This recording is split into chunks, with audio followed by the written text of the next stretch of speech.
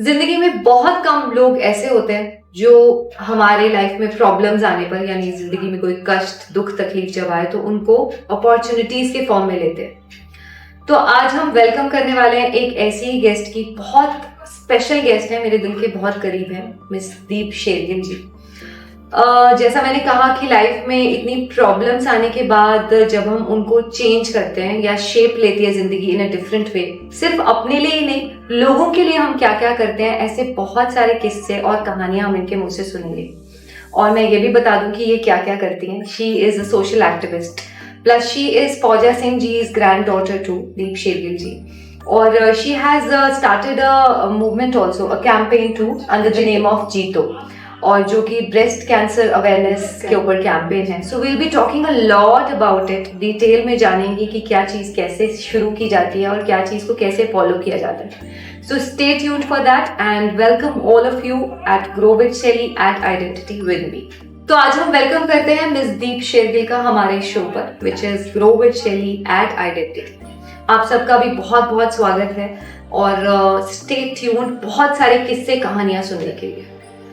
तो दीप जी, कुछ सवाल, जैसे कि अभी मैंने चैलेंजेस की बात करी कि लाइफ में जब हमारे चैलेंजेस आते हैं तो बड़े कम लोग होते हैं सच में जो ट्विस्ट कर देते हैं उनको, और ऐसी कहानी कुछ आपकी भी है। तो मुझे, अगर हम शुरू करना चाहें, मैं जीतो से स्टार्ट करना चाहूँगी हमारी जो ये कॉन्वर्सेशन है।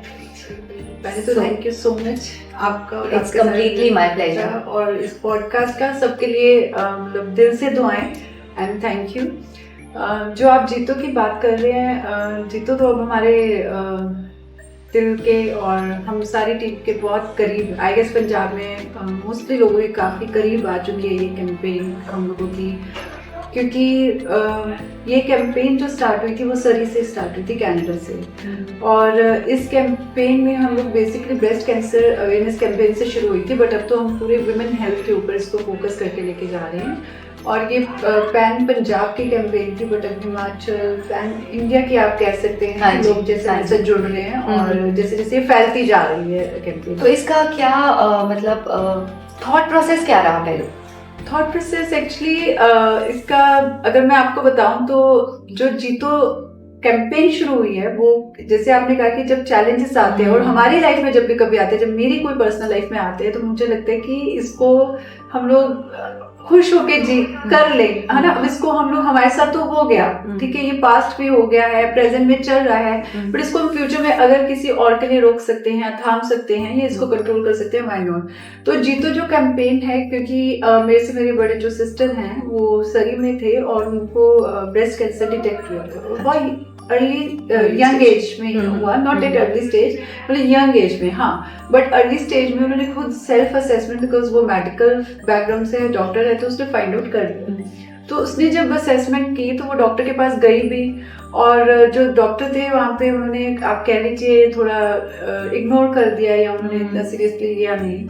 तो वहाँ पे जो मेरी सिस्टर, जब उसको ये कैंसर डिटेक्ट हुआ, ब्रेस्ट कैंसर डिटेक्ट हुआ, तो वो स्टेज क्रॉस कर गई, और वो उसकी गलती नहीं थी, क्योंकि जब उसने असेसमेंट की वो गई डॉक्टर के पास, और वहाँ पे कुछ ना कुछ रीजंस की वजह से या प्रॉपर टाइमिंग पे उसको जो बायोप्सी होनी चाहिए या जो भी टेस्ट होनी चाहिए वो नहीं हुए, और किसी और की इग्नोरेंस की वजह से उसने सफर किया। तो सेल्फ असेसमेंट्स है ना, ये बहुत कम लोग इसके बारे में बात करते हैं या सिखा रहे हैं, और हमारा मेन फोकस इस पे है कि हम स्पेशली जो यंग बच्चियां होंगी या लोग हैं, जो यूथ है हमारे, यंगस्टर्स हैं, उनके साथ जाके इस चीज के बारे में बात करें। क्योंकि हम लोग जब एक बॉडी पार्ट की बात कर रहे हैं, जो बहुत प्राइवेट बॉडी पार्ट है, राइट, उसके बारे में बात करना ही एक बहुत बड़ा टैबू बना हुआ, बहुत बड़ा। और जब हम समाज में उठ के एक कैंप्स के दौरान उसके बारे में बात कर रहे हैं, फिर हम लेके स्पेशल टीम जा रही है, उनको सेल्फ असेसमेंट सिखा रहे हैं, और जैसे मैंने बताया कि उसने सेल्फ असेसमेंट की बिकॉज उसको नॉलेज थी, ठीक है। इसको समटाइम हमारे पास नॉलेज नहीं होती, और कईयों के पास नॉलेज है। हम लोग ये बोल रहे हैं कि आप सेल्फ असेसमेंट कराइए और जाइए। अगर आपको एक जगह से लग रहा है कि उन्होंने, आपको शक है, लंप है, पहले तो इग्नोर मत कीजिए। आपको कुछ भी अपनी बॉडी में डिफरेंट लग रहा है, नॉर्मल नहीं लग रहा, आप जल्द से जल्द उस चीज को, उस पे वर्क कीजिए। अगर आपको लग रहा है, जैसे हमने उसको भी बोला कि आप किसी दूसरे डॉक्टर के पास जाते हैं, राइट, आप कोई सेकंड ओपिनियन लेते हैं। बिल्कुल। तो वहाँ पे थोड़ा, जैसे आपको पता है कि वेस्टर्न कंट्रीज या कनाडा यूएसए में थोड़ा डिफरेंट है, मेडिकल इज डिफरेंट है। यहाँ पे हम लोगों को यही जागरूक कर रहे हैं कि आप जाइए, सेल्फ असेसमेंट कीजिए और इसको डिले मत कीजिए, क्योंकि अगर ये चीजें अर्ली स्टेज में फाइंड आउट हो जाए तो हम लोग इसको, बहुत सारी चीजें हैं जो जिस चीज से हम लोग बच सकते हैं। For people those who are educated still बात समझ में आती है, but women those who are uneducated, वहां पर बात समझाना मुश्किल रहता है। मुश्किल इसलिए नहीं रहता कि उनके पास वो एजुकेटेड नहीं है, मुश्किल इसलिए रहता है कि उनके पास इन्वायरमेंट जो आस पड़ोस में है वो इस चीज को एक्सेप्ट नहीं कर पा रहा, ठीक है, कि हम इसके बारे में बात कर रहे हैं, ठीक है। क्योंकि जहाँ पे हम लोग जाके टारगेट कर रहे हैं या जिस लोगों में जाके बात कर रहे हैं, क्योंकि शहरों में, मेट्रो सिटीज में वी आर ऑलरेडी अवेयर, ठीक है, कि ये चीज हो रही है। हम लोग आजकल सबके अपने पर्सनल गायनेकोलॉजिस्ट है, पर्सनल डॉक्टर्स हैं, जो कि बहुत कम, मेरे को लगता है कि पहले तो एक ही मेडिसिन डॉक्टर के पास हम जाते थे, पूरी फैमिली वहीं से दवाई ले लेते थे, कोई बच्चा है, कोई बूढ़ा है ना, बुजुर्ग है, वहां से जाके मेडिसिन। अब क्या, हर एक अपना पर्सनल डॉक्टर है ना, और वो वहीं पे जाके टेस्ट कराएंगे, क्योंकि हमारे पास एक कैपेबिलिटी पेशेंट वो लगा लीजिए कि हम लोग कर सकते हैं, हम लोग जा सकते हैं। फिर एक वो लोग आ जाते हैं जहाँ पे अभी मेडिसिन के नाम से पहले डर लगता है, फिर कैंसर के नाम से डर लगता है, फिर ट्रीटमेंट के नाम से डर लगता है, फिर उनको ये भी नहीं होता कि बीमारी हो सकती है, हमें नहीं हो सकती। एक कैंसर का भी बहुत टैबू है हमारे देश, बहुत ज्यादा है, और ऐसा भी है कि जैसे ही नाम सुना तो लगता है कि नो रिकवरी, और एक ये भी अटैच्ड है मिथ इसके साथ। बिल्कुल ये है, और स्पेशली जो हम लोग जैसे छोटे विलेजेस में जाके, हम लोग गांव में जाके बात कर रहे हैं, तो वहाँ पे बहुत ज्यादा है, और उन लोगों को ये लग रहा है कि कैंसर हो गया मतलब मत जीवन खत्म, इट इज अटैच्ड टू। बिल्कुल। तो दीप, जब आपने ये कैंपेन स्टार्ट किया तो ऐसा तो नहीं हुआ होगा कि जैसा सोचा वैसे चीजें हो गई, है ना? काफी बार ऐसा होता है कि हम सोचते कुछ है, होता कुछ है, और एकदम से तो लोग भी नहीं कनेक्ट होते होंगे। राइट, और सबसे पहली बात है कि जब ये कैंपेन शुरू हुई है ना, ये वर्चुअल कैंपेन शुरू हुई थी। अच्छा। मेरे को ये पता नहीं था कि ये इतनी जल्दी हम लोग इसको इतना कवर कर जाएंगे या इतना वर्क इसमें कर जाएंगे। मैं जब इंडिया आई, जो समझदारी से इस कैंपेन को एक्सेप्ट कर सकते थे, उनके साथ इसके बारे में डिस्कशन की। और सबसे जरूरी बात मैं यहाँ बताना चाहूंगी, जैसे आपने एक बात की, ये जब कैंपेन शुरू हुआ तो कुछ खराब भी चीजें मेरे साथ हुई, बट सबसे अच्छी बात, कल भी मेरे को एक मैसेज आया हुआ था कि दीप, पूरी दुनिया पूरी कायनात एक गल याद रखी, कोई तेरे लिए कुछ सब नु भूल जी, एक सोलो किते ना किते तेरे बेस्ट लिए, तेरे लिए अरदास कर रही है। तो मैंने जब ये कैंपेन में, जब मेरे पास मुश्किलें आई ना, तो मैंने ये सोचा कि उससे एक सोल के लिए तो मैं करूंगी, ठीक है ना, क्योंकि बड़ी बार हम ये सोच के पीछे हट जाते हैं कि मेरे अकेले करने से क्या होगा, कहाँ से शुरू करूं, समझ में तो आ नहीं रहा, या फिर इतनी सारी चीजें इसके अगेंस्ट जा रही हैं जो सोचा था। तो हमारा जो हमें रोकती हैं चीजें, शायद यही चीजें रोक देती हैं कि छोड़। लेकिन ये थॉट आपने बहुत अच्छी कही कि पर मैं ये सोचती हूँ कि हम लोग उनके लिए क्यों रुक रहे हैं जो हमें पीछे खींचना जा रहे हैं। 10 अगर 20 मेरे पास पीछे खींचने के लिए, 10 मेरे को आगे लेके जाने के लिए, बिल्कुल, तो उसमें फोकस करें, वो 10 की एनर्जी, वो 10 लोग आगे 10 को जोड़े और हम लोग इसको आगे लेके जाए। और मुझे लगता है आगे ले जाने वालों की तादाद फिर धीरे धीरे बढ़ती जाती है, बहुत बड़ी है, और इस कैंपेन में तो बहुत बड़ी है। और ये मेरी कैंपेन नहीं है, मैं आपको सच्ची बता दूं, मैं पहले भी बोल दूं कि पूरे पंजाब की है, आपकी है। आज आप जुड़ गए हैं, है ना, आप ये प्राइस सिटी की है, हिमाचल की है, ये बैंगलोर की है, ये मेरी नहीं है। हम लोगों को जो इस कैंपेन में एक बार हमारे पास ही आ गया, जो जीतो में ही आ गया, राइट, ये उस सब की कैंपेन है। तो ये नरगिस दत्त फाउंडेशन का जो है, ये कैसे जीतो के साथ कनेक्टेड है, बताएंगे थोड़ा कुछ? ये ना तो सरी मेमोरियल का एक कैंप है, वहाँ पे हम बैठे हैं, और 2-2.5 घंटे के मेरी सिस्टर की सर्जरी है, और कोविड के टाइम ना कोई अंदर आ सकता है, ना कोई बाहर जा सकता है, जैसे पेशेंट के पास।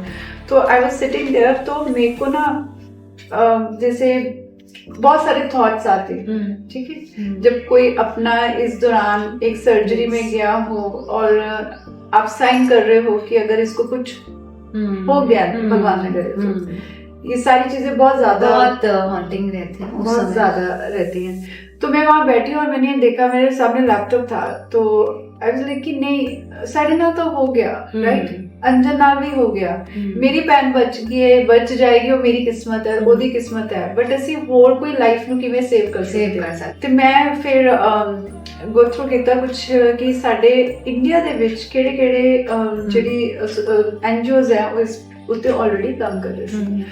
ਸੋ ਮੈਂ ਜਦੋਂ ਦੇਖਿਆ Nargis Dutt foundation, I was like कि क्योंकि उस फैमिली ने सब तो ज्यादा साढ़े तो भी ज्यादा हंडाया और उस टाइम ते कितना ਜਦੋਂ ਕਿ ਇਸ ਚੀਜ਼ ਦਾ ਪ੍ਰੋਪਰ ਟ੍ਰੀਟਮੈਂਟ नहीं सीखा। ਠੀਕ ਹੈ ਔਰ ਉਹਨਾਂ ਨੇ ਸਮਾਜ ਨੂੰ ਕਿੰਨਾ ਕੁਝ ਦਿੱਤਾ ਹੈ। ਟਾਟਾ ਮੈਮੋਰੀਅਲ ਦੇ ਵਿੱਚ ਆਏ ਔਰ ਜਿਵੇਂ ਉਹਨਾਂ ਦਾ ਤਾਂ ਹੁਣ ਤਾਂ ਤੁਸੀਂ ਦੇਖੋ ਕਿੰਨੇ ਪੇਸ਼ੈਂਟ ਸਾਡੇ ਪੰਜਾਬ ਚੋਂ ਵੀ ਅਸੀਂ ਉੱਥੇ, ਕਿਉਂਕਿ ਮੈਂ ਰੈਫਰ ਕਰਦੀ ਹਾਂ, ਮੈਂ ਫੋਨ ਕਾਲਸ ਕਰਦੀ ਹਾਂ ਕਿ ਉਹ ਕਿੰਨਾ ਵਰਕ ਜੋ ਮੇਰੇ ਨਾਲ ਹਜੇ ਜੁੜਨ ਤੇ ਪੰਜਾਬ ਦੇ ਵਿੱਚ ਕਰ ਰਹੇ ਹੋ ਤਾਂ ਕਿੰਨਾ ਕੰਮ ਆਲਰੇਡੀ ਕਰ ਚੁੱਕੇ ਹੈ। ਆਈ ਗੈਸ ਮੈਂ ਤਾਂ ਉਹਦੇ ਜੰਮੀ ਵੀ ਨਹੀਂ ਹੋਵਾਂਗੀ ਜਦੋਂ ਉਹ ਕੰਮ ਕਰ ਰਹੇ ਹੈ। ਫਿਰ ਮੈਂ ਪਾਪਾ ਨੂੰ ਕਿਹਾ, ਪਾਪਾ ਨੇ ਕਿਸੇ ਆਪਣੇ ਫਰੈਂਡਸ ਸਰਕਲ ਦੇ ਵਿੱਚ ਮੈਂ ਇੱਕ ਅੰਕਲ ਨੂੰ ਕਿਹਾ, ਮੈਂ ਕਿਹਾ ਅੰਕਲ ਇੱਦਾਂ ਮੈਂ ਚਾਹੁੰਦੀ ਹਾਂ ਔਰ ਮੈਂ ਦੇਖ ਰਹੀ ਕਿ ਉਹ ਆਲਰੇਡੀ ਬਹੁਤ ਕੰਮ ਕਰ ਰਹੇ ਹੈ ਔਰ ਪੰਜਾਬੀ ਕਮਿਊਨਿਟੀ ਤੋਂ ਅੰਦਰ ਫੈਮਿਲੀ ਹੈ ਤੇ ਮੈਨੂੰ ਨਾ ਕੋਈ ਲੱਭੋ।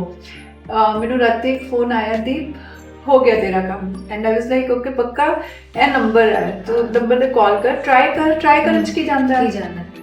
ਐਂਡ ਮੈਂ ਕਾਲ ਕੀਤੀ ਔਰ ਮੈਨੂੰ ਮਤਲਬ ਹੁਣ ਵੀ ਮੈਂ ਕਈ ਵਾਰੀ ਸੋਚਦੀ ਹਾਂ ਕਿ ਇੰਨੀ ਅੱਛੀ ਰੂਮ ਹੈ, ਇੰਨੇ ਹੰਬਲ ਲੋਕ।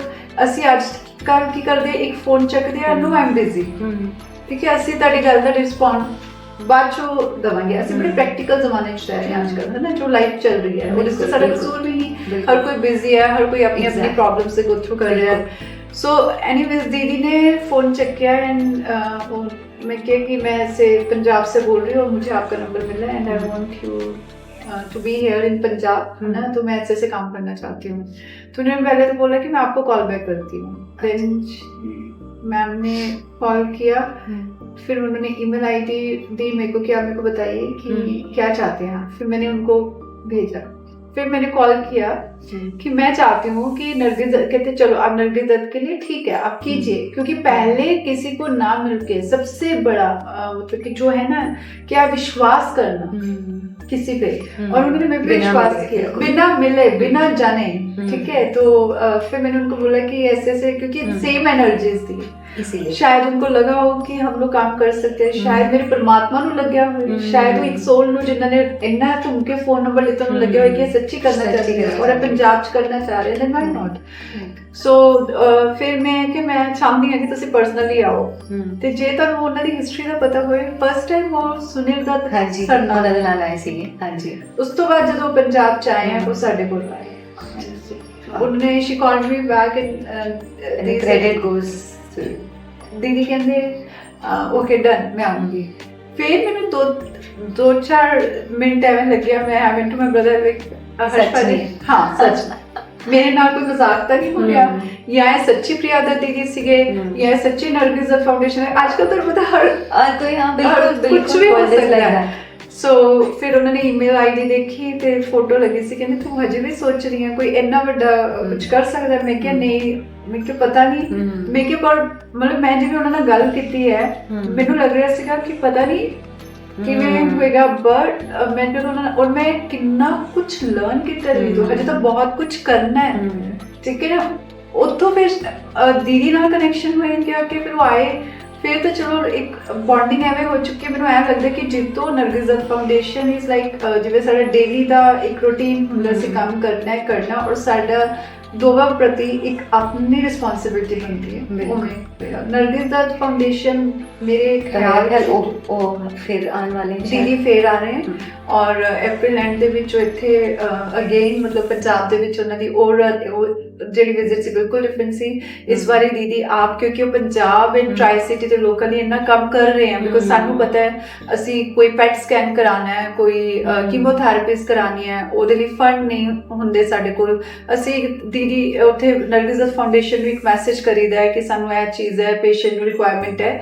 ਔਰ ਮੈਂ ਤਾਂ ਕਈ ਵਾਰੀ ਪਿਕਚਰ ਚੋਂ ਵਾਪਸ ਵੀ ਹੋ ਜਾ, ਬਟ ਉਹ ਉਦੋਂ ਤੱਕ ਪਿਕਚਰ ਚੋਂ ਨਹੀਂ ਨਿਕਲਦੇ। ਹਾਂਜੀ, ਜਦ ਤੱਕ ਉਹ ਕੰਮ ਹੋ ਨਹੀਂ ਜਾਂਦਾ, ਸਿਰੇ ਨਹੀਂ ਚੜ ਜਾਂਦਾ। ਹਾਂਜੀ, वेरी हम्बल, बहुत ज़्यादा ऐसे हुए भी कमी होती बहुत। और मैंने लगता है मैं ब्लेस्ड हूँ कि मेरे मैनू और मिले मतलब, और मेरे ਜਿਹੜਾ ਮੇਰੇ ਮੈਂਟਰ कह लो ਜਿਹੜੇ ਮੇਰੀ इंस्पिरेशन ਹੋਰ ਜ਼ਿਆਦਾ ਮੇਰੀ मोटिवेशन और हायर होती है तो मिलन तो बात हाँ और जी। और वही हमें लाइट से मिल जाती है कि आगे रास्ते के लिए कि चलो हो जाएगा हो जाएगा साथ में कोई और भी है जो इस हाँ। तरह केयर कर रहा है और कब से कर सबसे बड़ी बात उनके एक्सपीरियंसेस, उनकी जर्नी, उनके लाइफ लेसन्स वो हमारी पर्सनल लाइफ में भी हमें बहुत हेल्पफुल हेल्पफुल है बहुत ज्यादा। दीप अब थोड़े से इमोशनल टॉपिक पर आते हैं जो मुझे लगता है कि सबसे ज़्यादा इम्पोर्टेंट टॉपिक है जहाँ हम बैठे हुए हैं, जिनके नाम के स्कूल में हम बैठे हुए हैं। थोड़ी जी गल्ला सी मन के बारे हाँ ਮਨ ਥੋੜ੍ਹਾ ਬਹੁਤ ਸਟੱਡੀ ਕਰਨ ਲਈ ਬਹੁਤ ਅੱਛੀ ਇੱਕ ਬਹੁਤ ਵੱਡੀ ਬਲੈਸਿੰਗ ਸੀ। ਉਹਦਾ ਪੂਰਾ ਨਾਮ ਤਰਨਦੀਪ ਸਿੰਘ ਸ਼ੇਰਗਿੱਲ ਸੀ ਤੇ ਮਨਕਾ ਇਸ ਲਈ ਰੱਖਿਆ ਸੀ ਕਿ ਮੇਰੇ ਮੰਮਾ ਨੇ ਨਾ ਮਨਕੇ ਬੀਡਸ ਜਿਹਨੂੰ ਆਪਾਂ ਕਹਿੰਦੇ ਮੈਂ ਇਹ ਪਾਇਆ ਹੋਇਆ ਹੈ। ਇਹ ਜਪ ਕੇ ਇੱਕ ਬੇਟਾ ਦਿੱਤਾ ਸੀ। ਤੇ ਗੁਰੂ ਰਾਮਦਾਸ ਜੀ ਦੇ ਜਾ ਕੇ ਦਰਬਾਰ ਸਾਹਿਬ ਜਾ ਕੇ ਬਾਬਾ ਬੁੱਢਾ ਸਾਹਿਬ ਜੀ ਦੇ ਜਾ ਕੇ ਜਿਵੇਂ ਜਿਹੜੇ ਉਹਨਾਂ ਨੂੰ ਉਸ ਵਕਤ ਬਜ਼ੁਰਗ ਕਹਿੰਦੇ ਸੀ ਤੁਸੀਂ ਇੱਦਾਂ ਕਰੋ, ਤੁਹਾਨੂੰ ਪਤਾ ਹੋਏਗਾ ਪੰਜਾਬ 'ਚ ਬਾਬਾ ਬੁੱਢਾ ਸਾਹਿਬ ਜੀ ਨੂੰ ਜਾਓ ਤੁਸੀਂ ਪ੍ਰਸ਼ਾਦੇ ਬਣਾ ਕੇ ਜਾਓ। ਤੇ ਮੰਮਾ ਨੇ ਅਸੀਂ 3 ਸਿਸਟਰਸ ਆ, ਸਾਡੇ 3 ਸਿਸਟਰ ਤੋਂ ਬਾਅਦ ਮਨਕਾ ਹੋਇਆ ਸੀ। ਤੇ ਮਨਕਾ ਕਿਉਂਕਿ ਇੰਨੇ ਟਾਈਮ ਬਾਅਦ ਹੋਇਆ, ਪੇਰੈਂਟਸ ਨੇ ਇੰਨਾ ਸਭ ਕੁਝ ਦੇਖਿਆ ਹੈ ਨਾ, ਫਿਰ ਇੱਕ ਮਾਂ ਨੂੰ ਇੱਕ ਬੇਟਾ ਮਿਲਣਾ ਬਹੁਤ ਵੱਡੀ ਗੱਲ ਸੀ। ਫਿਰ ਸਭ ਤੋਂ ਵੱਡਾ ਜਿਹੜਾ ਸਾਡਾ ਸੈਟਬੈਕ ਸੀਗਾ ਉਹ ਮਨਕੇ ਦਾ ਜਾਣਾ ਸੀ ਹੈ ਨਾ। ਇੱਕ ਚਲੋ ਸਾਡੇ ਲਈ ਤਾਂ ਹੈ ਹੀ ਹੈ, ਇੱਕ ਮਦਰ ਲਈ ਬਹੁਤ ਵੱਡਾ ਸੀਗਾ ਕਿਉਂਕਿ ਜਿੰਨੇ ਨਾਮ ਹੀ ਉਹਦਾ ਮਨਕਾ ਰੱਖਤਾ ਵੀ ਮੈਂ ਉਹ ਰੱਖਿਆ ਹੈ ਨਾ। ਵਿਸ਼ਵਾਸ ਟੁੱਟਣ ਨੂੰ ਮੇਰੇ ਮਦਰ ਦਾ ਵੀ ਪਰਮਾਤਮਾ ਤੋਂ ਉੱਠ ਸਕਦਾ ਸੀਗਾ, ਉਹ ਵੀ ਕਹਿ ਸਕਦੇ ਸੀਗੇ ਕਿ ਮੇਰਾ, ਪਰ ਉਹਨਾਂ ਨੇ ਕੀ ਚੀਜ਼ ਦਿੱਤੀ ਕਿ ਮੈਨੂੰ, ਉਹਨਾਂ ਨੇ ਪਲੱਸ ਪੁਆਇੰਟ ਦੇਖਿਆ ਕਿ ਮੈਨੂੰ ਦਿੱਤਾ ਪਰਮਾਤਮਾ ਨੇ ਤੇ ਉਹਦੀ ਚੀਜ਼ ਸੀ। ਉਹਨੇ ਮੈਂ ਮੰਗਿਆ, ਉਹਨੇ ਮੇਰੀ ਵਿਸ਼ ਪੂਰੀ ਕੀਤੀ, ਮੇਰੇ ਕੋਲ ਆਇਆ, ਉਹਦੀ ਚੀਜ਼ ਸੀ। ਉਹਨੇ ਕੱਲ ਨੂੰ ਵੀ ਜਾਣਾ ਸੀ, ਉਹ ਅੱਜ ਚਲਾ ਗਿਆ ਸਮਝੋ। ਬਟ ਪਤਾ ਕੀ ਹੁੰਦਾ, ਉਹ ਚੀਜ਼ਾਂ ਨੂੰ ਹੰਡਾਣਾ, ਮਤਲਬ ਉਹ ਚੀਜ਼ ਦੇਖਣੀ। ਮਨਕਾ ਜਿਵੇਂ ਗਰੋ ਕਰ ਰਿਹਾ ਸੀਗਾ ਕਿਉਂਕਿ as a sister, as a human being ਮੈਂ ਉਹਦੀ ਜਰਨੀ ਦੇਖੀ ਹੈ। ਉਹ ਸਟੂਡੈਂਟ ਲੀਡਰ ਸੀਗਾ ਪੰਜਾਬ ਯੂਨੀਵਰਸਿਟੀ ਦਾ, ਹੁਣ ਵੀ ਉਹਦੀ ਸਪੀਚ ਆਨਲਾਈਨ ਪਈ ਹੈ, ਉਹਦੇ ਫਰੈਂਡਸ ਆਉਂਦੇ ਆ। ਉਹਦਾ ਸਾਡੇ 'ਚੋਂ ਵਿਛੜਨਾ ਹੀ ਬਹੁਤ ਵੱਡਾ ਇੱਕ ਸਾਡੇ ਲਈ ਸੈਟਬੈਕ ਸੀ। ਬਟ ਅਸੀਂ ਮਨਕੇ ਦੀ ਸੋਚ ਨੂੰ ਲੈ ਕੇ ਹੁਣ 2 ਚੀਜ਼ਾਂ ਸੀ, ਜਾਂ ਤਾਂ ਅਸੀਂ ਉਹਦੇ ਲਈ ਰੋਈ ਜਾਈਏ। ਦੂਜਾ ਸੀਗਾ ਕਿ ਅਸੀਂ ਮਨਕੇ ਨੂੰ ਇੰਨਾ ਪਿਆਰ ਕਰਦੇ ਹਾਂ ਕਿ ਜਦ ਤੱਕ ਅਸੀਂ ਜੀਵਾਂਗੇ ਮਨਕਾ ਵੀ ਜੀਏਗਾ, राइट। और जा चुका है, वो मे बी फिजिकली प्रेजेंट नहीं है, बट देखो आज भी ऐसी गल कर रहे हैं, वो कितने ना कितने सारा प्रेजेंट है। मुझे तो वो अभी आपने जैसे ही मैं यहाँ पर एंटर हुई हूँ स्कूल में, मैंने यही कहा कि ये इतना सुंदर है सारा कुछ, और आपने एकदम से कहा कि ये सारा कुछ मनके के नाम का है, सब उसी का ही है। तो वो हर बच्चे में कहीं ना कहीं हमें नजर आता होगा। ਮੈਨੂੰ ਐ ਲੱਗਦਾ ਕਿ ਹਰ ਇੱਕ ਬਲੇਸਿੰਗ ਮਨਕੇ ਦੀ ਹੈ, ਮਨਕਾ ਹੈ। ਅਸੀਂ ਕਹਿੰਦੇ ਹੁੰਦੇ ਸਾਡੇ ਮਨਕੇ ਆ ਗਏ ਹਨਾ, ਸਾਡੇ ਮਨਕੇ ਦੇ ਮਨਕੇ ਆ ਗਏ ਅੱਗੇ। ਸੋ ਮਨਕੇ ਜਾਣ ਤੋਂ ਬਾਅਦ ਉਹਦੇ ਨਾਮ ਨੂੰ ਅਸੀਂ ਰੱਖਿਆ, ਆਪਣੀ ਯਾਦਾਂ 'ਚ ਪਰੋ ਕੇ ਰੱਖਿਆ। ਤੇ ਮਨਕੇ ਦੇ ਜਿਹੜੇ ਇੱਥੋਂ ਦੇ ਬੱਚੇ ਹੁਣ 8th ਵਿੱਚ ਹੋ ਗਏ, 9th ਵਿੱਚ ਹੋ ਗਏ, ਕਿਉਂਕਿ ਬੱਚੇ ਗਰੋ ਕਰ ਗਏ ਆ। ਫਿਰ ਉਹ ਦੂਜਾ ਹੈ ਕੋਈ ਕਈ ਵਾਰੀ ਜਿਵੇਂ ਹੁਣ ਪੇਰੈਂਟਸ ਮੂਵ ਕਰਦੇ ਆ, ਕੋਈ ਕੈਨੇਡਾ ਹੈ, ਕੋਈ ਅੱਜ ਮੈਨੂੰ ਕਾਲਸ ਆ ਰਹੀ ਸੀ, ਕੋਈ ਕਤਰ, ਆਬੂ ਧਾਬੀ। ਸੋ ਮੇਰਾ ਮਨਕਾ ਹਰ ਇੱਕ ਜਗ੍ਹਾ ਸਾਡਾ ਜਿਹੜਾ ਹੈ ਉਹ ਜਾ ਰਿਹਾ ਹੈ ਨਾ, ਉਹਦੀ ਵਿਜ਼ਨ ਮਿਸ਼ਨ ਲੈ ਕੇ ਜਾ ਰਿਹਾ ਸੀ। ਤੇ ਉਹ ਉੱਦਾਂ ਦੇ ਹੀ ਬੱਚੇ ਜੋ ਕੁਝ ਕੁਆਲਿਟੀਜ਼ ਅਸੀਂ ਚਾਹੁੰਦੇ ਹਾਂ ਕਿ ਮਨਕਾ ਚਾਹੁੰਦਾ ਸੀਗਾ ਉਸ ਬੱਚੇ 'ਚ ਹੋਣ, ਉਹ ਉੱਦਾਂ ਅਸੀਂ ਉਸ ਕੈਰੀ ਫਾਰਵਰਡ ਕਰ ਰਹੇ ਹਾਂ ਉਸਨੂੰ। ਦੂਜੀ ਗੱਲ ਕਿ ਇਸ 'ਚ ਬੇਟੀਆਂ ਲਈ, ਕਿਉਂਕਿ ਮਨਕੇ ਨੂੰ ਬੇਟੀਆਂ ਨਾਲ ਬਹੁਤ ਪਿਆਰ ਸੀ, ਹੈ ਬੇਟਿਆਂ ਨਾਲ ਵੀ ਸੀ। ਔਰ ਮਨਕੇ ਦੇ ਜਿਹੜੀਆਂ ਬੇਟੀਆਂ ਦੀ ਅਸੀਂ ਤੀਜ ਵੀ ਕਰਦੇ ਹੁੰਦੇ, ਸਪੈਸ਼ਲ ਇੱਥੇ ਬਹੁਤ ਵੱਡਾ ਤੀਜ ਫੈਸਟੀਵਲ ਕਰਦੇ ਆ ਤੇ ਰੱਖੜੀ ਕਰਦੇ ਆ। ਹੁਣ ਤੁਸੀਂ ਦੇਖੋ ਸਾਡਾ ਤਾਂ ਰੱਖੜੀ ਵਾਲੇ ਦਿਨ ਵੈਸੇ ਦਿਲ ਨਹੀਂ ਕਰਨਾ ਚਾਹੀਦਾ, ਬਟ ਅਸੀਂ ਉਹ ਤਿਉਹਾਰ ਮਨਾਉਂਦੇ ਆ ਕਿਉਂਕਿ ਬੇਟੀਆਂ ਨੂੰ ਮਨਕਾ ਬਹੁਤ, ਇੱਕ ਔਰਤ ਨੂੰ, ਇੱਕ ਬੇਟੀ ਨੂੰ ਬਹੁਤ ਜ਼ਿਆਦਾ ਪਿਆਰ ਕਰਦਾ ਸੀ, ਉਹ ਬਹੁਤ ਜ਼ਿਆਦਾ ਇੰਪੋਰਟੈਂਸ ਦਿੰਦਾ ਸੀਗਾ। ਔਰ ਇਹਦੇ ਵਿੱਚ ਕੁਝ ਬੱਚਿਆਂ ਦੀ ਜਿਹੜੀ ਔਰ ਬੜੇ ਅੱਛੇ ਪੇਰੈਂਟਸ ਜਾਂ ਲੋਕੀ ਸਾਡੇ ਨਾਲ ਜੁੜੇ ਨੇ ਜਿਹੜੇ ਉਸ ਬੱਚਿਆਂ ਦੀ ਪੜ੍ਹਾਈ ਵੀ ਸਪਾਂਸਰ ਕਰਦੇ ਨੇ, ਬੇਟੀਆਂ ਦੀ ਜਿਹੜੇ ਨਹੀਂ ਕਰ ਸਕਦੇ ਬਟ ਉਹ ਪੜ੍ਹਨਾ ਚਾਹੁੰਦੀਆਂ ਨੇ, ਤੇ ਉਹਨਾਂ ਨੂੰ ਅਸੀਂ ਉਹ ਵੀ ਸਪਾਂਸਰ ਕਰ, ਹਾਂਜੀ ਮਨਕੇ ਦੇ ਉਹਦੇ ਵਿੱਚ ਜਾਂਦੇ ਹਾਂ। ਹਾਂਜੀ ऑब्वियसली वो हर चीज 'ਚ ਹੈਗਾ, ਉਹ ਹਰ ਚੀਜ਼ 'ਚ ਹੈ। ਔਰ ਉਹ ਬੱਚੀਆਂ ਅੱਜ ਜਿਵੇਂ ਅੱਗੇ ਗਰੋ ਕਰ ਰਹੀਆਂ, ਹੁਣ 10th +2 ਦੇ ਵਿੱਚ ਵੀ ਜਾਂਦੀਆਂ, ਉਹ ਬਹੁਤ ਅੱਛੇ ਮਾਰਕਸ ਲੈ ਕੇ ਆਉਂਦੀਆਂ। ਸੋ ਸਾਨੂੰ ਇਹ ਲੱਗਦਾ ਸਾਡਾ ਮਨਕਾ ਟੌਪ ਕਰ ਗਿਆ ਹੈ ਨਾ। ਦੇਖੋ ਨਾ ਇੰਨਾ ਵੱਡਾ ਪਰਿਵਾਰ ਹੋ ਗਿਆ ਹੁਣ। ਹਾਂਜੀ ਹੁਣ ਤਾਂ ਬਹੁਤ ਅੱਛਾ, ਮਤਲਬ ਕਿ ਸਾਨੂੰ ਕਈ ਵੀ पहचान नहीं आती कि क्योंकि बच्चे बड़े हो जाते हैं तो शक्लें पहचान में नहीं आती कई बार, पर ईजी नहीं सी राइट। क्योंकि ਅਸੀਂ ਪਰਸਨਲੀ ਵੀ ਮਨਕੇ ਦੀ ਡੈਥ ਤੋਂ ਬਾਅਦ, ਜਿਵੇਂ ਮੈਂ ਪਰਸਨਲੀ ਐਜ਼ ਅ ਫੀਮੇਲ ਬਹੁਤ ਕੁਝ ਗੋ ਥਰੂ ਕੀਤਾ ਹੈ। ਇਸ ਸਕੂਲ ਨੂੰ ਲੈ ਕੇ ਮਨਕੇ ਨੂੰ ਲੈ ਕੇ ਬੜਾ ਕੁਝ ਦੇਖਿਆ मैं, बहुत चैलेंजेस लाइफ च देखे हैं। ऐसा कोई इंसिडेंट, मैं बीच में टोक रही हूँ, ऐसा कोई इंसिडेंट कभी? बहुत सारे इंसिडेंट्स हो चुके ने ਤੇ ਬਟ ਅਸੀਂ ਉਸ ਚੀਜ਼ ਨੂੰ ਮੈਂ ਜਿਵੇਂ ਕਿਹਾ ਕਿ ਉਹ ਚੀਜ਼ਾਂ ਵੀ ਮੇਰੀ ਕਦੀ ਆਉਣ ਵਾਲੀ ਕਦੀ ਗੱਲ ਕਰਾਂਗੇ ਕਿ ਉਹਨਾਂ ਚੀਜ਼ਾਂ 'ਚ ਵੀ ਮੈਂ ਨਿਕਲੀ ਆ ਹਨਾ। ਮੈਂ ਮਨਕੇ ਨੂੰ ਬੈਸਟ ਪ੍ਰੀ ਸਕੂਲ ਦਾ ਅਵਾਰਡ ਮਿਲਣਾ ਸੀਗਾ ਦਿੱਲੀ ਦੇ ਵਿੱਚ, ਤੇ ਇੱਕ ਭੈਣ ਲਈ ਸਭ ਤੋਂ ਜ਼ਿਆਦਾ ਖੁਸ਼ੀ ਦੀ ਗੱਲ ਇਹ ਹੋਏਗੀ ਜਿਹੜੀ ਵਿਜ਼ਨ ਐਂਡ ਮਿਸ਼ਨ ਨੂੰ ਚਲਾਇਆ ਕਿ ਅਸੀਂ ਇਹਨੂੰ ਬੈਸਟ ਪ੍ਰੀ ਸਕੂਲ ਦਾ ਅਵਾਰਡ ਮਿਲਣਾ ਸੀ। ਬਹੁਤ ਖੁਸ਼ੀ ਦੀ ਗੱਲ ਹੈ। ਤੁਸੀਂ ਜਾਓਗੇ ਨਾ ਲੈਣ ਤੇ ਜੇ ਉਹੀ ਮਿਸ ਕਰਨਾ ਪੈ ਜੇ ਹਨਾ ਕਿ ਮੇਰੇ ਭਰਾ ਨੂੰ ਇੱਕ ਅਵਾਰਡ ਮਿਲਣਾ ਹੈ, ਤੇ ਇੱਕ ਤਾਂ ਹੁੰਦਾ ਚਲੋ ਫਿਜ਼ੀਕਲੀ ਪ੍ਰੈਜ਼ੈਂਟ ਹੈ ਬੰਦਾ, ਆਪਣੇ ਸੁਪਨੇ ਆਪ ਜੀ ਰਿਹਾ, ਤੁਸੀਂ ਕਿਸੇ ਲਈ ਸੁਪਨਾ ਦੇਖਿਆ ਤੇ ਤੁਸੀਂ ਉਹ ਅਚੀਵ ਕਰ ਲਿਆ ਤੇ ਤੁਸੀਂ ਉਸ ਲਈ ਜਾਣਾ ਹੈ।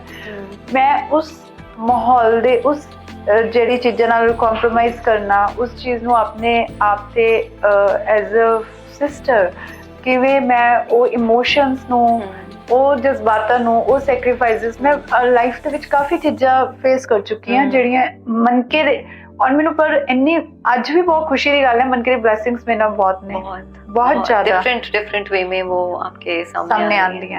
और क्योंकि वो बहुत अच्छी रूह सी, किथे सानू पता लग जाता है हना, लोकी जिंदियां दी गल नहीं करते अजकल।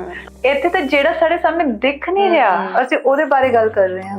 ਸੋ ਮਨਕਾ ਇੱਕ ਸਾਡੇ ਲਈ ਸੈਟਬੈਕ ਵੀ ਹੈ, ਸਾਡੇ ਲਈ ਬਲੇਸਿੰਗ ਵੀ ਹੈ। ਮਨਕੇ ਦੇ ਲਈ ਸਾਡਾ ਸਾਰੀ ਫੈਮਿਲੀ ਦਾ ਜਿਹੜਾ ਜੀਵਨ ਹੈ ਨਾ ਉਹ ਸਮਰਪਿਤ ਹੈ, ਕਿਉਂਕਿ ਕਿਸੇ ਚੀਜ਼ ਨੂੰ ਤੁਸੀਂ, ਔਰ ਮੈਨੂੰ ਇਹ ਲੱਗਦਾ ਕਿ ਮੇਰੀ ਹੋਂਦ, ਮੇਰੀ ਵਜੂਦ ਐਜ਼ ਅ ਫੀਮੇਲ ਵੀ, ਐਜ਼ ਅ ਸਿਸਟਰ ਵੀ, ਜੇ ਮੈਂ ਤੁਹਾਡੇ ਸਾਹਮਣੇ ਬੈਠੀ ਹਾਂ ਮਨਕੇ ਕਰਕੇ ਬੈਠੀ ਹਾਂ। ਇਵਨ ਮੇਰੀ ਫਿਟਨੈਸ ਜਰਨੀ ਵੀ ਮੇਰੀ ਸਿਸਟਰ, मतलब मेरा कुछ मेरी, ਮੈਨੂੰ ਲੱਗਦਾ ਮੇਰੀ ਲਾਈਫ ਜਿਹੜੀ ਸ਼ੁਰੂ ਹੋਈ ਨਾ, otherwise I was very careless person. ਮੈਨੂੰ ਲੱਗਦਾ ਸੀ ਕਿ मैं फिटनेस जर्नी पे ही आने लगी थी अभी आपकी, कि वो कैसे आपने मतलब अभी ये तो मुझे पता है that you are a marathon runner है, और मोहाली यहाँ पंजाब में तो आप मैराथन रन करते ही थे, लेकिन अभी बॉम्बे में आप मैराथन रन कर रहे हैं, तो वो कब से?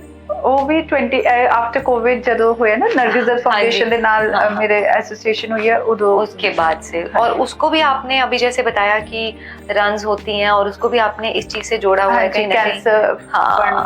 तो वो हम थोड़ा सा अगर हम उस बारे में, ਕਿਉਂਕਿ ਨਾ ਤੁਸੀਂ ਹੁਣ ਦੇਖੋ ਅਸੀਂ ਬੈਠੇ ਆ ਹਨਾ, ਜਨਰਲੀ ਜਿਹੜੀ ਮੈਂ ਤੁਹਾਨੂੰ ਗੱਲ ਕਰ ਰਹੀ ਸੀ ਕਿ ਖਾ ਤਾਂ ਅਸੀਂ ਵੀ ਸਾਰੇ ਹੋ ਹੀ ਰਹੇ ਹਾਂ, ਠੀਕ ਹੈ, ਮਤਲਬ ਕਿ ਇੱਕ ਤਾਂ ਇੱਕ ਸੋਲ ਸੈਟੀਸਫੈਕਸ਼ਨ ਵੀ ਹੋਣੀ ਚਾਹੀਦੀ ਹੈ ਨਾ, ਕਿ ਤੁਸੀਂ खुश हो, ग्रेटिट्यूड फील करो कि ਤੁਹਾਡੇ ਕੋਲ ਇਹ ਹੈ ਹਨਾ। ਕਈ ਕੋਲ ਤਾਂ ਇਹ ਵੀ ਨਹੀਂ ਹੈਗਾ। ਬਿਲਕੁਲ ਜਦੋਂ ਮੈਂ ਰਨਸ ਕਰਦੀ ਆ ਨਾ, ਮੈਨੂੰ ਇਹ ਲੱਗਦਾ ਕਿ ਮੈਂ ਆਪਣੇ ਲਈ ਤਾਂ ਚਲੋ ਮੇਰੇ ਤਾਂ ਪਲੱਸ ਪੁਆਇੰਟ ਹੋ ਹੀ ਰਿਹਾ, ਬਟ ਇਹਦੇ ਨਾਲ ਹੋਰ ਓਪਰਚੁਨਿਟੀ ਕਿ ਅਸੀਂ ਕਿਸੇ ਹੋਰ ਲਈ ਕਰ ਸਕੀਏ, ਕਿਸੇ ਹੋਰ ਲਈ ਵੀ ਕੋਈ ਅੱਛਾ ਕੰਮ ਕਰ ਜੀਏ ਹਨਾ, ਕਿ ਕੱਲ ਨੂੰ ਕੋਈ ਸਾਨੂੰ ਯਾਦ ਹੀ ਕਰ ਲੇਗਾ। ਅਦਰਵਾਈਜ਼ ਫਿਟਨੈਸ ਜਰਨੀ को आपने उसके साथ जोड़ दिया। ਹਾਂ ਉਹਦਾ ਕਰਤਾ। ਔਰ ਫਿਟਨੈਸ ਜਰਨੀ ਰਨਸ ਦੇ ਵਿੱਚ ਮੈਨੂੰ ਲੈ ਕੇ ਆਉਣ ਵਾਲੀ, ਜਿਵੇਂ ਤੁਸੀਂ ਕਹਿ ਰਹੇ ਹੋ, ਫੈਮਿਲੀ ਦੀ ਸਪੋਰਟ ਹੋਣੀ ਬਹੁਤ ਜ਼ਰੂਰੀ ਹੈ। ਬਿਲਕੁਲ ਠੀਕ ਹੈ। ਤੇ ਮੇਰੀ ਸਿਸਟਰ ਜਿਹੜੇ ਵੱਡੇ ਹੈਗੇ ਉਹ ਮੈਰਾਥਨ, ਉਹ ਅਲਟਰਾ ਰਨਰ ਹੈ ਬੇਸਿਕਲੀ, ਉਹ ਰਨਿੰਗ ਕਰਦੇ ਸੀ। ਮੈਂ ਜਿਮਸ ਦੇ ਵਿੱਚ ਸੀਗੀ, ਸਟਰੈਂਥ ਟ੍ਰੇਨਿੰਗ ਦੇ ਵਿੱਚ, ਮੈਨੂੰ ਉਹਦਾ ਬਹੁਤ ਸ਼ੌਂਕ ਸੀਗਾ, ਪਰ ਪਹਿਲੇ ਨਹੀਂ ਸੀਗਾ। ਉਹ ਵੀ ਮੈਨੂੰ ਵੀ ਬਹੁਤ ਦੇਰ, मतलब मास्टर्स करते हुए पता लगे कि अपनी फिजिकल फिटनेस होनी बहुत जरूरी है। सो दीदी मैनू रनिंग च लेके आए, और ਜਿਹੜੀ ਕੰਡੀਸ਼ਨ ਚ ਔਰ ਜਿਹੜੀ ਚੀਜ਼ ਚੋਂ ਮੈਨੂੰ ਬਾਹਰ ਕੱਢਣਾ ਚਾਹੁੰਦੇ ਸੀ ਉਹ ਸਕਸੈਸਫੁਲ ਹੋ ਗਏ ਉਸ ਚੀਜ਼ ਚੋਂ ਕੱਢਣ ਦੀ। ਬਿਕਾਜ਼ ਉਹ ਮੈਨੂੰ ਇੱਕ ਉਸ ਵਕਤ ਮੈਂ ਕੁਝ ਬਹੁਤ ਸਟ੍ਰੈਸ ਦੇ ਥਰੂ ਜਾ ਰਹੀ ਸੀਗੀ, ਬਹੁਤ ਜਿਵੇਂ ਕਿ ਮੈਂ ਤੁਹਾਨੂੰ ਦੱਸਿਆ ਨਿਊਰੋ ਇਸ਼ੂਜ਼ ਮੇਰੇ ਵੀ थे, ਤੇ ਮੈਂ ਉਹਨਾਂ ਚੀਜ਼ਾਂ ਜੋ ਮੇਰੀ ਸਿਸਟਰ ਮੈਨੂੰ ਕਰਨਾ ਚਾਹੁੰਦੇ ਸੀ, ਉਹ ਮੈਨੂੰ ਡਾਇਰੈਕਟਲੀ ਤਾਂ ਕਹਿਣਾ, ਉਹ ਮੈਨੂੰ ਕਹਿੰਦੇ ਸੀ ਕਿ ਤੂੰ ਨਾ ਰਨਿੰਗ ਸ਼ੁਰੂ ਕਰ, ਅਸੀਂ ਇੱਕ ਦੂਜੇ ਨੂੰ ਚੈਲੰਜ ਦਵਾਂਗੇ ਕਿ ਤੂੰ 2 ਕਿਲੋਮੀਟਰ ਕਰ, ਤੂੰ 3। ਔਰ ਰਨਿੰਗ ਨਾ ਇੱਕ ਐਡਿਕਸ਼ਨ ਹੈ। ਇਟਸ ਲਾਈਕ ਕਿ ਤੁਸੀਂ ਜਿਹੜੇ ਰਨਰਸ ਹੁੰਦੇ ਨੇ, ਉਹ ਐਡਿਕਸ਼ਨ, ਮੈਨੂੰ ਐਂ ਲੱਗਦਾ ਕਿ ਸਾਡੀ ਜਿਵੇਂ ਇੱਕ ਸਾਨੂੰ ਨਸ਼ਾ ਹੋ ਜਾਂਦਾ ਕਿ ਅਸੀਂ ਅੱਜ ਰਨ ਨਹੀਂ ਕੀਤੀ ਨਾ, ਸਾਡਾ ਕੁਝ ਮਿਸਿੰਗ ਹੈ, ਅਸੀਂ ਕਰਨੀ ਹੈ, ਅਸੀਂ ਰਨ ਕਰਕੇ ਆਈਏ। ਸੋ ਦੀਦੀ ਨਾਲ ਚੈਲੰਜ ਸ਼ੁਰੂ ਹੁੰਦੇ ਜਦੋਂ ਮੈਂ ਦੇਖਿਆ ਕਿ ਇਸ ਦਾ ਤਾਂ ਬਹੁਤ ਫਾਇਦਾ ਹੈ, ਔਰ ਮੈਂ ਆਪਣੀ ਲਾਈਫ 'ਚ ਬਹੁਤ ਫਾਇਦੇ ਦੇਖੇ ਹੋਣਗੇ, ਬਹੁਤ ਫਾਇਦੇ ਦੇਖੇ ਹੈ। ਫਿਰ ਅਸੀਂ ਮੇਰੇ ਮਦਰ ਜਿਹੜੇ ਸੀਗੇ ਬਹੁਤ ਵੱਡੀ ਸਪੋਰਟ ਮੇਰੇ ਲਈ ਰਹੇ ਹੈ ਹਮੇਸ਼ਾ, ਕਿਉਂਕਿ ਤਾਂ ਹੀ ਅਸੀਂ ਕਹਿੰਦੇ ਹਾਂ ਕਿ ਇੱਕ ਔਰਤ, ਇੱਕ ਸਮਾਜ ਦੇ ਵਿੱਚ ਇੱਕ ਔਰਤ ਨੂੰ ਪੜ੍ਹਨਾ ਬਹੁਤ ਜ਼ਰੂਰੀ ਹੈ, ਔਰ ਪੜ੍ਹਾਈ ਬਹੁਤ ਇੰਪੋਰਟੈਂਟ ਹੈ। ਕਿਉਂਕਿ ਜੇ ਮੇਰੇ ਮਦਰ ਹੈਗੇ ਆ, ਉਹ ਪੜ੍ਹੇ ਲਿਖੇ ਆ, ਉਹਨਾਂ ਨੂੰ ਇਸ ਚੀਜ਼ ਦਾ ਪਲੱਸ ਪੁਆਇੰਟ ਪਤਾ ਹੈ, ਉਹਨਾਂ ਨੇ ਮੈਨੂੰ ਉਹਨਾਂ ਐਮਪਾਵਰ ਕੀਤਾ, ਉਹਨਾਂ ਬਾਹਰ ਕੱਢਿਆ, ਉਹਨਾਂ ਨੇ ਮੈਨੂੰ ਕਿਹਾ ਕਿ ਤੁਸੀਂ ਇਸ ਚੀਜ਼ ਨੂੰ ਅੱਗੇ ਕੈਰੀ ਫਾਰਵਰਡ ਕਰੋ। ਅੱਛੀ ਸੋਚ ਸੀਗੀ। ਇਹ ਸਕੂਲ ਵੀ ਉਹਨਾਂ ਦਾ ਚਲਾਇਆ ਹੋਇਆ, ਠੀਕ ਹੈ। ਮੰਮਾ ਦੇ ਥਾਟ ਪ੍ਰੋਸੈਸ ਤੋਂ ਸਾਰੀ ਚੀਜ਼ਾਂ ਸ਼ੁਰੂ ਹੋਈਆਂ। ਸੋ ਇੱਕ ਉਹਨਾਂ ਨੇ ਕੱਢਿਆ ਮੇਰੀ ਰਨਿੰਗ ਜਰਨੀ ਨੂੰ, ਕਿੰਨੇ ਥਾਊਜ਼ੈਂਡਸ ਆਫ ਜਿਹੜੇ ਉਹਨਾਂ ਦੇ ਭਾਵੇਂ ਮੈਂ ਰਨਿੰਗ ਦੇ ਵਿੱਚ ਮਾਈਲਸ ਕਹਿ ਲਾਂ ਦੂਜੇ ਜੀਵਨ ਹੈ ਉਹ ਜੁੜੇ ਹਨਾ, ਕਿੱਥੋਂ ਦੀ ਕਿੱਥੇ ਅਸੀਂ ਟਾਟਾ ਮੁੰਬਈ ਮੈਰਾਥਨ ਪਹੁੰਚ ਕੇ और उत्थे जाके मैं इतने अच्छे अच्छे एथलीट्स जेडे ऑल ओवर इंडिया इंटरनेशनल को मिला होगा। तो यहाँ पर हम बापू जी बारे था थोड़ी जी गल करनी जरूरी है, और थोड़ा सा मुझे पता भी करना है कि कैसे, क्योंकि मैं कुछ पढ़ रही थी उनकी बायोग्राफी में, और कहीं पर किसी 94 या 95 में he lost a family member, कुछ ऐसी बात भी थी। ਜਿਹੜੇ ਬਾਪੂ ਜੀ ਸੀ ਉਹਨਾਂ ਦੇ ਵਾਈਫ ਪੂਰੇ ਹੋ ਗਏ ਸੀਗੇ, ਜਿਸ ਤੋਂ ਬਾਅਦ ਉਹ ਜਿਵੇਂ ਫੈਮਿਲੀ ਸ਼ਿਫਟ ਕਰਦੀਆਂ, ਫਿਰ ਉਹ ਸ਼ਿਫਟ ਹੋਏ, ਜਿਵੇਂ ਅਸੀਂ ਬੱਚੇ ਜ਼ਿੱਦ ਕਰ ਲੈਂਦੇ ਨਾ ਵੀ ਚਲੋ ਤੁਸੀਂ, ਔਰ ਕਈ ਵਾਰੀ ਕੋਈ ਆਪਸ਼ਨ ਵੀ ਨਹੀਂ ਹੁੰਦੀ, ਅਸੀਂ ਕਿਸੇ ਚੀਜ਼ ਚੋਂ ਮਾਹੌਲ ਚੋਂ ਨਿਕਲਣਾ ਚਾਹੁੰਦੇ ਹਾਂ। ਬਾਪੂ ਜੀ ਨੇ ਰਨਿੰਗ ਸ਼ੁਰੂ ਕੀਤੀ। ਅੱਛਾ, ਔਰ ਉਸੇ ਸਮੇਂ ਹਾਂਜੀ ਉਹਨਾਂ ਨੇ ਵੀ ਜਿਵੇਂ ਵਾਕ ਰਨਿੰਗ ਇਦਾਂ ਕਰਦੇ, ਜਿਵੇਂ ਇੱਕ ਧੀਰੇ ਧੀਰੇ, ਹਾਂਜੀ, ਤੇ ਉਹ ਰਨਿੰਗ ਫਿਰ वर्ल्ड ਦੇ ओल्डेस्ट मैराथन रनर बने। ओल्डेस्ट मैराथन रनर है, ये हम सब जानते ही हैं। और अभी बापू जी बहुत 1 अप्रैल को 113th बर्थडे रहा उनका, और कांग्रेचुलेशंस आपको बहुत बहुत। तो अभी आप बता रहे थे कि ट्रैवल करके भी वो आए हैं। हाँ जी, बापू जी कल्ले ट्रैवल करके आए। इवन हुन अप्रैल फिर, क्योंकि यूजुअली ਅਸੀਂ ਉਹਨਾਂ ਦਾ 1 ਅਪ੍ਰੈਲ ਨੂੰ ਬਰਥਡੇ ਸੈਲੀਬ੍ਰੇਟ ਕਰਦੀ ਆ, ਮਤਲਬ ਇੱਥੇ ਮੋਹਾਲੀ ਦੇ ਵਿੱਚ, ਪਰ ਹੁਣ ਕੁਝ ਨਿੱਜੀ ਕਾਰਨਾਂ ਕਰਕੇ ਅਸੀਂ ਉਹਨਾਂ ਦਾ ਜਿਹੜਾ ਹੁਣ, ਨਾਲੇ ਸਾਨੂੰ ਸੀਗਾ ਕਿ ਦੀਦੀ ਵੀ ਆ ਜਾਣਗੇ ਮੁੰਬਈ ਤੋਂ, ਤੇ ਅਸੀਂ ਸਾਰੇ ਇਕੱਠੇ ਮਿਲ ਕੇ एक बार सेलिब्रेशन हो जाएगी। सो बापू जी ਦਾ 113th बर्थडे ਅਸੀਂ सेलिब्रेट। हाँ, सो मैं यही देख रही थी, तो इसका मतलब ये है कि it runs in the blood, कि जैसे ही कोई प्रॉब्लम आए जिंदगी में उसको मोड़ दो, एनर्जी को चैनलाइज कर। वैसे तो देखो ਅਸੀਂ ਸਾਰੇ ਪ੍ਰੋਬਲਮਸ ਤੋਂ ਭੱਜਦੇ ਹਾਂ, ਸਾਰੇ ਭੱਜਦੇ ਹਾਂ ਸੀਰੀਅਸਲੀ, ਬਟ ਕਈ ਵਾਰੀ ਪ੍ਰੋਬਲਮਸ ਤੋਂ ਭੱਜਦੇ ਤੁਸੀਂ ਇੰਨਾ ਭੱਜਦੇ ਹੋ ਕਿ ਉਹ ਤੁਸੀਂ ਕਹਿ ਰਹੇ ਵੀ ਉਹ ਤੁਹਾਨੂੰ ਕਿਸੇ ਅੱਛੀ ਜਗ੍ਹਾ ਹੀ ਭੱਜਾ ਕੇ ਲੈ ਕੇ ਜਾਂਦਾ ਹੈ ਹਨਾ। ਮਤਲਬ ਪ੍ਰੋਬਲਮ ਤੋਂ ਨਾ ਭੱਜੋ, ਉਹਦੇ ਜੇ ਭੱਜ ਰਹੇ ਹੋ ਨਾ, ਭੱਜਦੇ ਹੋਏ ਉਸ ਪ੍ਰੋਬਲਮ ਦਾ सॉल्यूशन ਲੱਭੋ, सॉल्यूशंस ਲੱਭो। और मैं अभी ये भी बताना चाहूंगी व्यूअर्स को कि चैलेंजेस अभी खत्म नहीं हुए हैं। अभी उनके मदर कोमा में है सिंस लास्ट 11 months, और यहाँ पर सारी देखभाल करना, घर पर करना, प्लस आप जो काम कैंपेन का कर रहे हैं वो भी करना, और भी बहुत सारी चीज़ें हमारी ज़िंदगी में होती हैं। तो इतना सब कुछ मैनेज करने के बाद, और जिस वे से आपने इसको ट्विस्ट किया है, ये मैं काबिल तारीफ, और आई वुड से कि hats off, and brave heart है बहुत वही जैसे फैमिली में शायद रन होता है, खूंच मिले, हाँ खूंच मिले शायद, बट वही है, मिलता था बहुत सारे, मतलब मुझे लगता है बहुत सारे लोगों को है, लेकिन हम कितने लोग उसको यूज करते हैं, ये बहुत बड़ी बात है। ਮੈਨੂੰ ਲੱਗਦਾ ਕਿ ਮੈਂ ਆਪਣੀ ਲਾਈਫ 'ਚ ਐਵੇਂ ਜਾਂਦੀ ਹਾਂ ਕਿ ਮੈਂ ਹਰ ਇੱਕ ਫੇਸ, ਹਰ ਇੱਕ ਚੀਜ਼ ਜੋ ਮੈਨੂੰ ਪਰਮਾਤਮਾ ਨੇ ਗਿਫਟ ਕੀਤੀ ਹੈ ਨਾ, ਉਸ ਚੀਜ਼ ਨੂੰ ਅਸੀਂ ਹੰਡਾਈਏ ਵੀ, ਕਿਉਂਕਿ ਕੋਈ ਲਾਈਫ ਪਤਾ ਨਹੀਂ ਅਗਲਾ ਅਸੀਂ ਹਿਊਮਨ ਬੀਇੰਗ ਉਹਦੇ ਵਿੱਚ ਜਾਣਾ ਹੈ ਕਿ ਨਹੀਂ ਜਾਣਾ, ਠੀਕ ਹੈ। ਤੇ ਜੇ ਮਿਲਿਆ ਇਨਸਾਨੀ ਜੀਵਨ ਮਿਲਿਆ, ਔਰ ਸਭ ਤੋਂ ਪਲੱਸ ਪੁਆਇੰਟ ਹੈ ਕਿ ਤੁਹਾਨੂੰ ਜੋ ਚੀਜ਼ਾਂ ਚਾਹੀਦੀਆਂ, ਜੋ ਤੁਹਾਡੀ ਨੈਸੈਸਿਟੀ ਵੀ ਹੈ, ਔਰ ਜੋ ਤੁਹਾਨੂੰ ਇੱਕ ਸਰਵਾਈਵਲ ਲਈ ਚਾਹੀਦੀ ਹੈ, ਜਦੋਂ ਤੁਸੀਂ ਬਲੈਸਡ ਉਹਦੇ ਨਾਲ ਹੋ ਹਨਾ, ਤੇ ਤੁਸੀਂ ਉਸ ਚੀਜ਼ ਨੂੰ ਇੱਕ ਤਾਂ ਸਾਂਭ ਕੇ ਵੀ ਰੱਖੋ, ਇੱਕ ਉਹਨੂੰ ਉਸ ਚ ग्रो ਕਿਵੇਂ करना है, ਉਹਨੂੰ ਕਿਵੇਂ ਅੱਗੇ ਲੈ ਕੇ जाना है, और कैसे बाकी जिंदगियों को छूना है। हाँ जी, हमें ये भी आना चाहिए, बहुत जरूरी, क्योंकि मुझे जो चीज सबसे ज्यादा अट्रैक्ट कर रही है वो ये कि बाकियों तक कैसे लेके जाना है। हाँ, अपनी प्रॉब्लम को मैंने अच्छा कर लिया, मैं समझ गई कि मुझे रनिंग करनी चाहिए, या फिटनेस एंथुसियास्ट बन जाना चाहिए, या अपनी एनर्जी को चैनलाइज करना चाहिए, वो सब ठीक है, शायद हम उस लिमिट तक सारे ही कर लेते हैं, लेकिन उसके आगे बाकी जिंदगियों के साथ कैसे जुड़ना, ये मुझे ये बहुत सीखने वाली चीज है। ਮੈਨੂੰ ਲੱਗਦਾ ਕਿ ਮੈਂ ਜਿਹੜੇ ਹਾਲਾਤਾਂ ਚੋਂ ਨਿਕਲੀ ਹੈ, ਮੈਂ ਵੀ ਸਿੱਖਿਆ, ਐਜ਼ ਆਈ ਟੋਲਡ ਯੂ, ਕਿ ਮੈਂ ਵੀ ਕਿਤੇ ਨਾ ਕਿਤੇ ਮੈਂ ਵੀ ਏਦਾਂ ਦੀ ਨਹੀਂ ਸੀ, ਬਟ ਜਦੋਂ ਮੈਂ ਆਪਣੇ ਸਰਾਊਂਡਿੰਗਸ ਦੇਖ ਰਹੀ ਹਾਂ, এনवायरमेंट ਦੇਖ ਰਹੀ ਹਾਂ, ਮੈਂ ਆਪਣੇ ਪੇਰੈਂਟਸ ਨੂੰ ਦੇਖ ਰਹੀ ਹਾਂ, ਮੈਂ ਆਪਣੀ ਫੈਮਿਲੀ, ਸਿਸਟਰ, ਬ੍ਰਦਰ, ਆਪਣੇ ਤਾਇਆ ਜੀ, ਮਾਸੀ, ਆਪਣੇ ਜਿਹੜੇ ਮੇਰੇ ਸਰਕਲ ਦੇ ਵਿੱਚ ਫਰੈਂਡ ਸਰਕਲ ਹੋ ਗਏ, ਉਹਨਾਂ ਨੂੰ ਦੇਖ ਰਹੀ ਹਾਂ, ਕੁਝ ਬਹੁਤ ਅੱਛੇ ਲੋਕ ਮਿਲਦੇ ਆ। ਮੇਰੀ ਵੀ ਕਾਉਂਸਲਿੰਗਸ ਹੋਈਆਂ ਹੋਣਗੀਆਂ, ਮੈਂ ਵੀ ਕਿਤੋਂ ਸ਼ੁਰੂ ਕੀਤਾ ਹੈ। ਜਦੋਂ ਮੈਂ ਉਹਨਾਂ ਨੂੰ ਦੇਖਿਆ ਕਿ, ਔਰ ਮੈਂ ਉਹਨੂੰ ਜਦੋਂ ਅਸੀਂ ਸਾਡੇ ਲਈ ਕੋਈ ਅੱਛਾ ਕਰ ਦਿੰਦਾ ਨਾ, ਅਸੀਂ ਬਹੁਤ ਖੁਸ਼ ਹੁੰਦੇ ਕਿ ਸਾਡੇ ਲਈ ਅੱਛਾ ਹੋ ਗਿਆ, ਬਟ ਮੈਂ ਫਿਰ ਇਹ ਵੀ ਸੋਚਿਆ ਕਿ ਜੇ ਉਹ ਸਾਡੇ ਲਈ ਕਰੇ, ਮੇਰੀ ਵੀ ਕਿਸੇ ਨੂੰ ਲੋੜ ਹੈ ਕਿ ਮੈਂ ਕਿਸੇ ਲਈ ਅੱਛਾ ਕਰਾਂ ਹਨਾ, ਤੇ ਉਹ ਸਿੱਖਿਆ, ਉਹ ਮੇਬੀ ਮੇਰੇ ਪਰਮਾਤਮਾ ਦੇ ਵਿੱਚ ਹੋ ਗਿਆ, ਜਾਂ ਐਵੇਂ ਦੇ ਲੋਕੀ ਮੈਨੂੰ ਮਿਲੇ, ਮੇਰੇ ਪੇਰੈਂਟਸ ਐਵੇਂ ਦੇ, ਜਾਂ ਮੇਰੇ ਬ੍ਰਦਰ ਐਵੇਂ ਦਾ, ਕਿ ਉਹ ਮੈਨੂੰ ਸਮਝਾਉਂਦਾ ਹੈ, ਤੇ ਮੈਨੂੰ ਅਕਲ ਆ ਜਾਂਦੀ ਹੈ ਕਿ ਹਾਂ ਅਸੀਂ ਵੀ ਏਦਾਂ ਕਰੀਏ ਹਨਾ, ਔਰ ਵਾਈ ਨਾਟ, ਕਿਉਂ ਨਾ ਕਰੀਏ। ਬਿਲਕੁਲ, ਠੀਕ ਹੈ, ਕਿਉਂ ਨਾ ਕਰੀਏ, ਕਿਉਂਕਿ ਜੇ ਇਹਦੇ ਕਰਨ ਨਾਲ ਸਾਡਾ ਸਮਾਜ ਅੱਛਾ ਹੋ ਰਿਹਾ, ਫਿਰ ਕਿਉਂ ਨਾ ਕਰੀਏ। तो दीप, एक लास्ट बात, अगर आप कोई भी सीख या कुछ भी अपनी तरफ से कुछ कहना चाहेंगी विमेन व्यूअर्स, या मैं कहूँगी सारे व्यूअर्स को, कुछ भी स्पेशल टिप या स्पेशल बात? स्पेशल तो मैं देखो आजकल सारे ਨੂੰ ਇਹ ਕਹਿੰਦੀ ਹਾਂ ਕਿ ਆਪਾਂ ਚਲੋ ਬਹੁਤ ਐਡਵਾਂਸ ਹੁਣ ਤਾਂ ਟਾਈਮ ਹੋ ਗਿਆ ਹੈ ਸੋਸ਼ਲ ਮੀਡੀਆ ਦਾ ਤੇ ਸਾਰਾ ਕੁਝ, ਪਰ ਅਸੀਂ ਕਿਤਾਬਾਂ ਨੂੰ ਨਾ ਭੁੱਲੀਏ।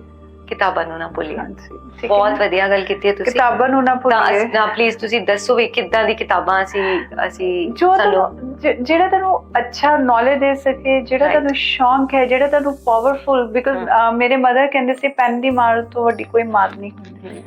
ਠੀਕ ਹੈ, ਪੀਸ ਹੋਣਾ ਬਹੁਤ ਜ਼ਰੂਰੀ ਹੈ ਜ਼ਿੰਦਗੀ 'ਚ। ਹਰ ਇੱਕ ਚੀਜ਼ लड़ाई झगड़े नाल नहीं sort out सॉल्व करी जा solve नहीं सकती, कर, और वैसे भी नहीं करनी चाहिए है ना। से एक लॉ अबाइडिंग सिटीजन हाँ सारा कुछ है, पर कुछ चीज़ां ਤੁਹਾਡੀ ਨੌਲੇਜ ਤੁਹਾਨੂੰ ਬਹੁਤ ਗੇਨ ਕਰਨੀ ਚਾਹੀਦੀ ਹੈ, ਤੁਹਾਨੂੰ ਆਪਣੇ ਆਪ ਨੂੰ ਉਸ ਲੈਵਲ ਤੇ ਮੈਨੂੰ ਲੱਗਦਾ ਕਿ ਬੁੱਕਸ ਤੁਹਾਡੀਆਂ ਸਭ ਤੋਂ ਅੱਛੀਆਂ ਫਰੈਂਡਸ ਹੈ। ਬੁੱਕਸ ਤੁਹਾਨੂੰ ਹਮੇਸ਼ਾ ਪਾਵਰਫੁਲ, ਬੁੱਕਸ ਤੁਹਾਨੂੰ ਹਮੇਸ਼ਾ ਨੌਲੇਜ ਦੇਣਗੀਆਂ। ਸੋ ਫੀਮੇਲਸ ਲਈ ਤਾਂ ਮੈਨੂੰ ਇਹੀ ਰਹਿੰਦਾ ਹੈ ਕਿ ਤੁਸੀਂ ਜਿੰਨੀ ਨੌਲੇਜ ਗੇਨ ਕਰ ਸਕਦੇ ਹੋ ਅਸੀਂ, ਕਿਉਂਕਿ ਤੁਸੀਂ उतनी हमें गेन करनी चाहिए है ना। Knowledge always travels. हाँ जी। तो अभी ऑफ द कैमरा तो दीप मुझे आपसे अभी बहुत सारी बातें करनी है और किस्से कहानियां और भी सुनने हैं, बहुत कुछ जानना है। मेरी क्यूरोसिटी जो है वो बढ़ गई है आपके बारे में जानने की, मुझे जानना है। और आपका बहुत बहुत थैंक यू यहाँ पर आने के लिए। थैंक यू ग्रो विद शैली की टीम की तरफ से, थैंक यू आइडेंटिटी की टीम की तरफ से, and happy Baisakhi to all the viewers watching out there. Thank you so much ji, ਤੁਹਾਡਾ ਵੀ ਇੱਥੇ ਆਉਣ ਲਈ ਬਹੁਤ ਬਹੁਤ ਧੰਨਵਾਦ ਹੈ ਨਾ। ਤੇ ਤੁਹਾਡੇ ਸਾਰੇ ਵਿਊਅਰਸ ਨੂੰ, ਸਾਰਿਆਂ ਨੂੰ ਜਿੱਥੇ ਬੈਠੇ ਹੋ, ਆਪ ਸਭ ਨੂੰ ਵਿਸਾਖੀ ਦੀਆਂ ਬਹੁਤ ਬਹੁਤ ਮੁਬਾਰਕਾਂ। हैप्पी बैसाखी। ਹੈਪੀ ਵਿਸਾਖੀ।